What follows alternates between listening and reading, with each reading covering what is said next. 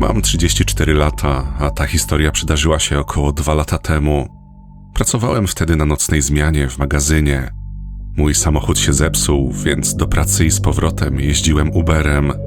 Tamtej nocy skończyłem zmianę około 2 w nocy. Jak zwykle zamówiłem Ubera. Przydzielono mi kierowcę o imieniu Marek. Pamiętam, że miał całkiem niezłą ocenę. Kilka minut później podjechał jego samochód.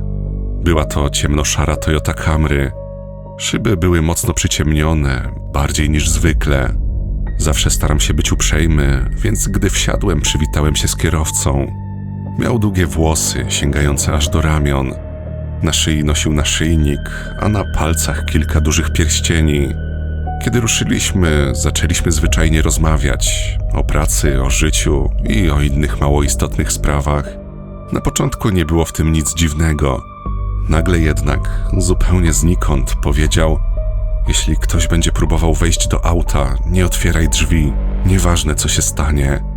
Byłem zmieszany i zapytałem, kto miałby próbować wejść do samochodu. Kierowca tylko się uśmiechnął i odpowiedział: nigdy nic nie wiadomo. Po czym zaśmiał się, jakby to był jakiś żart. Uznałem, że jest po prostu trochę dziwny. Poza tym i tak miałem niedługo być w domu, więc nie myślałem o tym zbyt długo. Kiedy wjechaliśmy na autostradę, patrzyłem w telefon. Nagle kierowca wyszeptał: ciii. Podniosłem wzrok i zapytałem: co? Nie odpowiedział. Około 10 sekund później znowu wyszeptał: bądź cicho. Nie miałem pojęcia, co się dzieje. Zapytałem go: wszystko w porządku? Wtedy zdenerwowanym, spiętym szeptem syknął: nie słyszysz pukania? Jego twarz nagle zrobiła się poważna i ponura. Wsłuchiwałem się tak mocno, jak tylko mogłem, ale nic nie słyszałem. Kompletnie nic. Pędziliśmy autostradą. Nie było żadnej możliwości, żeby ktoś pukał w samochód. Nagle mocniej wcisnął gaz. Auto zaczęło przyspieszać. Jego głowa zaczęła gwałtownie szarpać się na boki, jakby miał jakiś atak. Samochód zaczął lekko zjeżdżać z pasa i kołysać się z jednej strony na drugą. Powiedziałem mu, żeby zwolnił. Nie odpowiedział. Czułem, że coś jest bardzo nie tak. Krzyknąłem, żeby zjechał na pobocze. Wtedy powiedział niskim głosem: już za późno. Niczego nie rozumiałem. Zobaczyłem, że patrzy na mnie w lusterku wstecznym. Żartujesz sobie teraz? Zapytałem drżącym głosem. Nagle odwrócił się i spojrzał prosto na mnie. Nie widziałeś, jak kierowca się zmienił? Wpatrywałem się w niego kompletnie zszokowany. Jego oczy wyglądały zupełnie inaczej, jakby nie był już tą samą osobą. Samochód wciąż pędził przed siebie, a on patrzył na mnie zamiast na drogę. Zacząłem krzyczeć, żeby patrzył przed siebie. Wtedy auto gwałtownie skręciło. Kierowca odwrócił wzrok z powrotem na drogę i jechał dalej.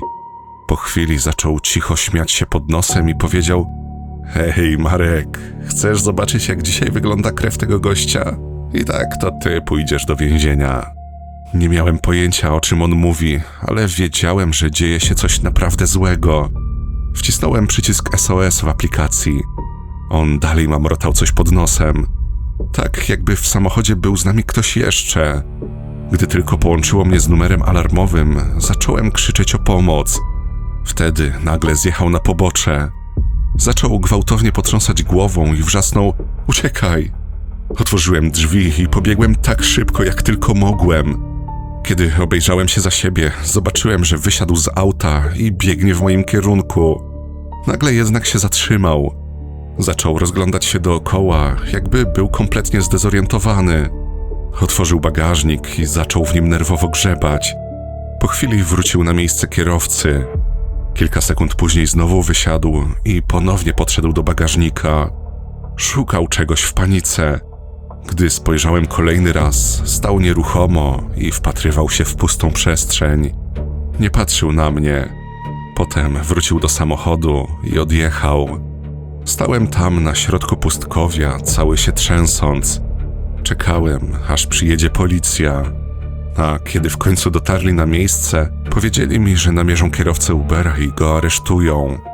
Ostatecznie udało mi się wrócić do domu, ale nie mogłem przestać się trząść. Przez całą noc w mojej głowie powtarzały się te same pytania. Co on planował mi zrobić? Do kogo albo do czego mówił? Ale tamta noc pozostaje najbardziej przerażającą nocą w moim życiu.